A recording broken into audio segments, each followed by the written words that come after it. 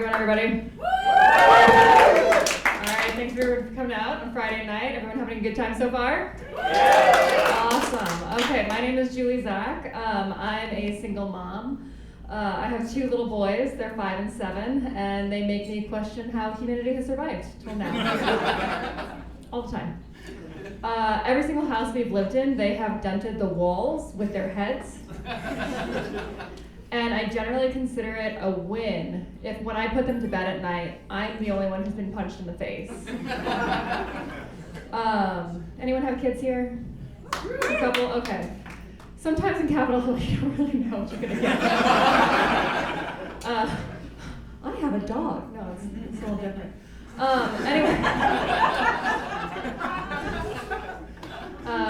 The result is I'm exhausted. I'm really tired. I'm so tired. I went to take out my tampon the other day, and 2 came out.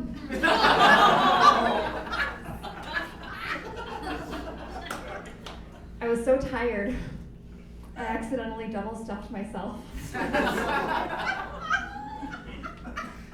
You know, I had a lot of fantasies when I got divorced. And I just have to say that was not the double penetration fantasy that I had in mind. Anyways, I am single. Is singles here or all couples? No. Single, all right, yeah! And it was interesting becoming single because I had never done dating apps before. They came out after I got married. And I was also living in Arlington at the time.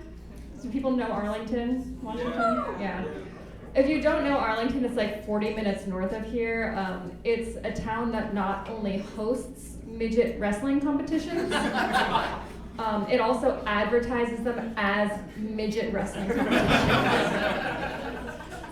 This is a town that has 2 reptile stores downtown. Arlington. And that's where I was to be single for the first time in all the dating apps. So I made like one of my first matches, and he sends me a link to his Instagram profile as we're chatting. And I'm like, okay, I'll check this out, learn a little bit more about this guy. I go to the profile. Every single picture is this man in a Speedo with a flamethrower. That's it, whole profile. I still went out with him.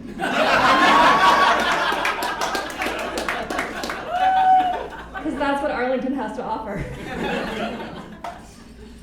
Anyways, I live in Seattle now. And I have discovered something that I don't actually have a type necessarily. Like, it's not a type that I'm attracted to, but there is a type that's attracted to me. And that is men who used to be pastors. It's interesting because I was raised Catholic, and the religious figures there lose interest after puberty.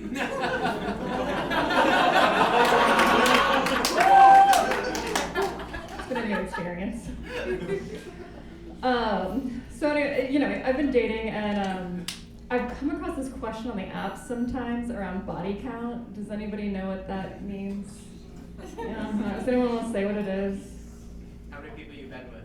Yeah, how many people you've had sex with. My favorite thing though is every now and then somebody will just shout out their actual number. That's how I'm always like in the back of my head, like, please, please, please, please, please. Anyways, you guys didn't do that, but it's all right. So I've been getting this question. I mean, apparently pastors care for some reason. But I have trouble with it because I don't know the answer. And it's not just because I'm a huge slut. It's also like, I don't know what counts anymore, right? Like, do you count that person who gets like a 1/4 inch in? And it goes soft? Like, I don't know. Like, and I called my best friend because like I'm like, I feel like there has to be like a percentage of penis, right? And like a number of pumps threshold for that to count. And I called my best friend and she's like, I don't know, I think it's kind of like football. You just have to cross the plane. And then I asked another friend and she's like, oh, no, it's not football. It's like rugby. They have to cross the plane and then they have to spike the ball. which I agree with. So anyways, I decided I have like a workaround for all this, which is to just date much younger men, because completion's not a problem for them. And I went on a date recently with a 25-year-old. I'm 39, if you couldn't tell. So this was an adventure. But initially I felt like really empowered, and I felt very weird and uncomfortable about it. And I was like, I don't know if this is a good idea. And at the end of the date, he's like, I want to go out with you again. I want to see you again. And I was like, let me think about it. And so I did the typical millennial thing, and I went and I checked his Facebook profile. And I'm looking at his pictures, because it's not a private profile for some reason. And I'm like, you know what, guys, he's really cute. Maybe I should go out with him again. And then I noticed that I was looking at pictures from when he was in high school. And it made me wonder if you can retroactively become a pedophile. My favorite thing about that joke is actually I told it to my son's kindergarten teacher. And midway through the word pedophile, I was like, maybe I shouldn't be telling this joke to a mandatory reporter. But she thought it was funny, so that's great. And then she looked at me very seriously, and she's like, Julie, you cannot mess around with those young guys. They do not last long enough for it to be worthwhile. And I gotta say, it was the best lesson I've ever learned from a kindergarten teacher. So I took that lesson to heart and started dating somebody way more age appropriate. He's 29.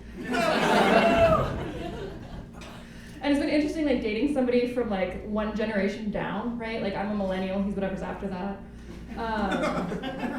They talk about their feelings. Did you guys know this? Young people talk about their feelings. They have them and they express them. It's wild. And we're hanging out, and he's like, Julie, I was thinking about you yesterday. And I was so touched, you guys. He was thinking about me, and he was gonna tell me about it. Amazing. And he goes yeah, I was thinking, you're probably old enough to remember 9/11.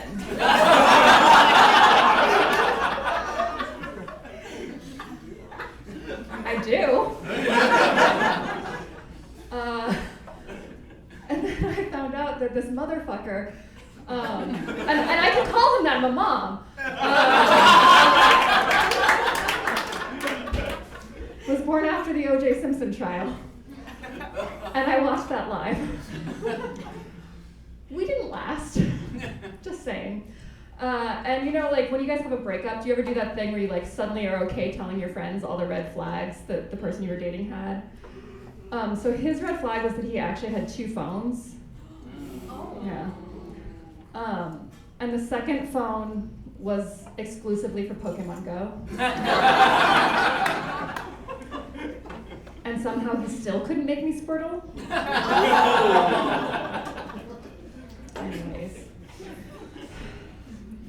So I did try to go on a date with somebody age appropriate. He was in his 40s, never married, no kids. Midway through the date, he looks at me and he's like, I couldn't tell by looking at you that you haven't had children.